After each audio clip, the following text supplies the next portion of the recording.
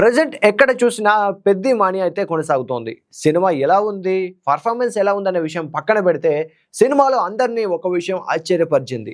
అదే cross over athlete. Cross over athlete అంటే ఒకే క్రీడలో కాకుండా రెండు లేదా అంతకంటే ఎక్కువ వేరు క్రీడల్లో రాణించే అథ్లెట్. సాధారణంగా ఒక ఆటగాడు ఒక స్పోర్ట్స్ పై దృష్టి పెడతాడు, కానీ క్రాస్ ఓవర్ అథ్లెట్ మాత్రం ఒక క్రీడలో సంపాదించిన ఫిట్నెస్, ఆ వేగం, శక్తి, కోఆర్డినేషన్ వంటి లక్షణాలను మరో క్రీడలో కూడా విజయవంతంగా ఉపయోగిస్తాడు, సక్సెస్ అవుతాడు. సినిమాలో రామ్ చరణ్ క్రికెట్ ప్లేయర్ నుంచి రెజ్లర్ గా, అక్కడి నుంచి పారా అథ్లెట్ గా మారడాన్ని చూసి కొందరు ఔరా అంటుంటే, మరికొందరు మాత్రం ఎంత సినిమాటిక్ లిబర్టీ ఉంటే మాత్రం ఓ ఆటగాడు అలా ఎలా 3 ఆటల్లో పీక్ స్టేజ్ కి ఎలా వెళ్ళగలుగుతున్నాడు అని విమర్శలు కూడా చేస్తున్న వాళ్ళు కూడా ఉన్నారు. క్రాస్ ఓవర్ అథ్లెట్ అవ్వాలంటే అద్భుతమైన ఫిట్నెస్ ఉండాలి, వేగంగా నేర్చుకునే సామర్థ్యం ఉండాలి, శారీరక అనుకూలత ఉండాలి అంటే అడాప్టబిలిటీ, మానసిక దృఢత్వం, వివిధ క్రీడల టెక్నిక్స్ ని అర్థం చేసుకున్న నైపుణ్యం, ఇవి ఉన్నవారే క్రాస్ ఓవర్ అథ్లెట్ అవ్వగలరు. సినిమాలో పెద్ద క్యారెక్టర్ మొదట క్రికెట్ ప్లేయర్ గా, తర్వాత కుస్తీ వీరుడుగా, అనంతరం పారా అథ్లెట్ గా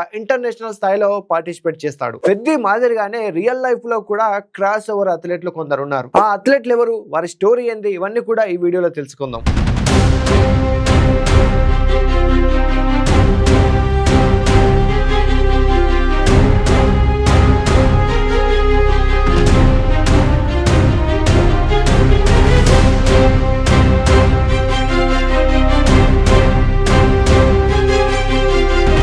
hi friends, this is Mahesh.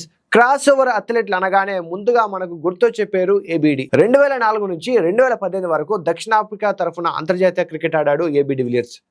వన్డేల్లో అత్యంత వేగవంతమైన సెంచరీ సహా ఎన్నో ప్రపంచ రికార్డులు నెలకొల్పాడు. ప్రపంచ క్రికెట్ చరిత్రలో ధనాధన క్రికెట్ అంటే ఏబిడినే. అంతలా విధ్వంసం సృష్టించాడు. కానీ ఏబిడి మరొక ఆట కూడా ఆడగలుగుతాడు, అది రగ్బీ.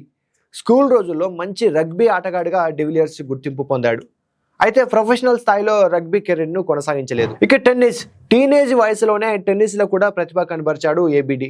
పలు పోటీల్లో పాల్గొన్నప్పటికీ ప్రొఫెషనల్ కెరీర్ వైపు మళ్ళలేదు. ఇక గోల్ఫ్, క్రికెట్ నుంచి రిటైర్మెంట్ తర్వాత గోల్ఫ్ పై ఎక్కువ దృష్టి పెట్టాడు.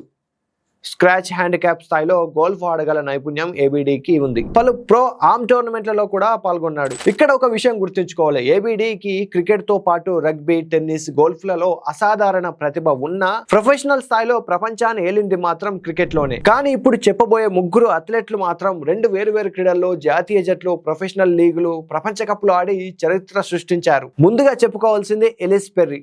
మనందరికీ తెలిసిన Australia cricketer Ellyse Perry cricket తో పాటు సాకర్ లోనూ అదరగొట్టింది. పెర్రీ ఒకేసారి ఆస్ట్రేలియా ఉమెన్స్ క్రికెట్ టీం తరఫున క్రికెట్ ఆడి, Australian women's national soccer team తరఫున ఫుట్బాల్ ఆడింది. ఇలా రెండింటిలోనే ఆస్ట్రేలియా తరఫున ఆడి సత్తా చాటింది. చిన్నప్పటి నుంచే ఎలిస్ పెర్రీకి క్రికెట్, ఫుట్బాల్ రెండింటిపైన అసాధారణ ప్రతిభ ఉండేది. యుక్త వయసులోనే క్రికెట్లో రాష్ట్ర స్థాయికి ఎదిగింది.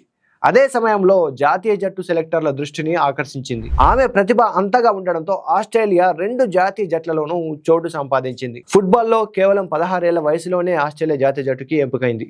2007 అంతర్జాతీయ సాకర్లో అరంగేట్రం చేసింది. ఫిఫా ఉమెన్స్ వరల్డ్ కప్ లో ఆస్ట్రేలియాకు ప్రాతినిధ్యం వహించింది. అంతేకాదు ప్రపంచ కప్ ఆడిన అత్యంత పిన్న వయస్కులైన ఆస్ట్రేలియన్ ఉమెన్స్ ప్లేయర్లలో ఒకరిగా నిలిచింది. అయితే తర్వాత క్రికెట్ పై ఎక్కువ దృష్టి పెట్టడంతో ఫుట్బాల్ కెరీర్ ను ముగించింది. ఉమెన్స్ క్రికెట్ తరఫున ఆమె సాధించిన విజయాలు అసాధారణం. అనేక సార్లు ICC women's T20 world cup విజేతగా కూడా నిలిచింది.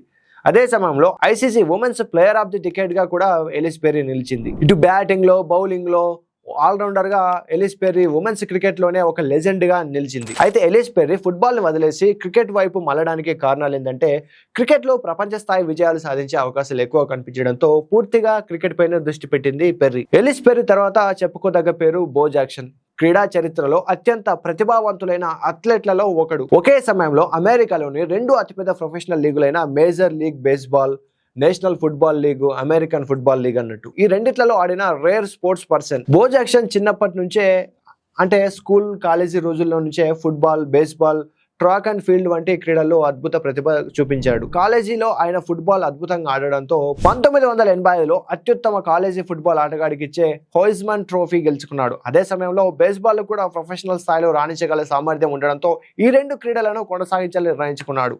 ఒకే వ్యక్తి అమెరికాలోని 2 అత్యున్నత ప్రొఫెషనల్ క్రీడల్లో స్టార్ గా ఎదగడం దాదాపు అసాధ్యమైన విషయం. దీన్ని బో జాక్సన్ చేసి చూపించాడు. అయితే 1991లో ఓ ఫుట్బాల్ మ్యాచ్ సందర్భంగా తీవ్రమైన హిప్ గాయమైంది బో జాక్సన్ కి.